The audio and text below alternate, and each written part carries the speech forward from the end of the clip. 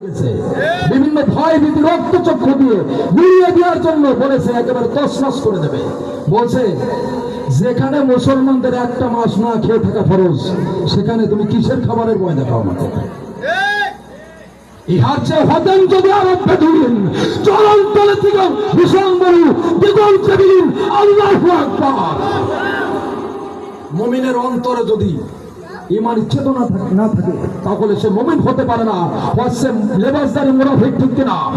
আল্লাহ পাক রব্বুল আলামিন বলেছেন ওয়ালিয়া'লামাল্লাযীনা নাফাকু ওয়া ক্বিলা লাহুম তাআলাউ কাতিলু ফী সাবিলিল্লাহ আও ইদফাউ ক্বালু লাউ না'লামু কিতালান লাত্তাবা'নাকুম হুম লিল কুফরি ইয়াওমাইযিন আকরাবু মিনকুম লিল ঈমান ইয়াকুলুনা বিআফওয়াহিহিম মা লাইসা ফী কুলুবিহিম ওয়াল্লাহু আ'লামু বিমা ইয়াকতুমুন।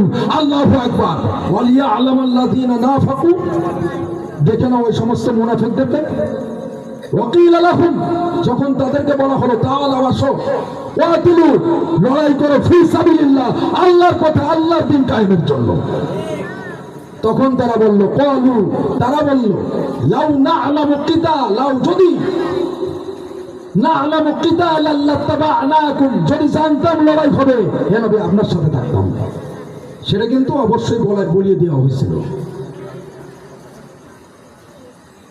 ইয়াকুলুনা হুম লিল কুফরি ইয়াওমাইযিন আকরাবু মিনহুম লিল ঈমান। করিব করিব মানে অর্থ হচ্ছে নিকটে। এখানে আকরাব কথাটা হচ্ছে সেদিন তাদের ঈমান চলে গিয়েছিল কুফরের নিকটবর্তী, যার কারণে তারা মুনাফিক।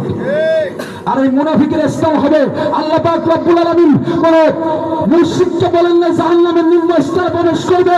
আল্লাহ পাক রব্বুল আলামিন বেনামাজিকে বলেন না জাহান্নামের নিম্ন স্তরে প্রবেশ করবে। আল্লাহ পাক রব্বুল আলামিন কোন জালিমকে বলেন নাই জাহান্নামের নিম্ন স্তরে প্রবেশ করবে। আল্লাহ পাক বলেছেন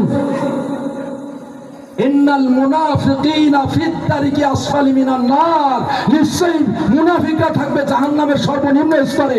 কোরআন তেলাওয়াত করলাম কঠিন সুর দিয়ে, কিন্তু সেই কোরআনের সমাজ ভালো লাগলো না, কোরআনের সারমর্ম মানুষের মধ্যে বুঝিয়ে দিতে পারলাম না, ওটা তেলাওয়াতের মধ্যে থেকে যাবে।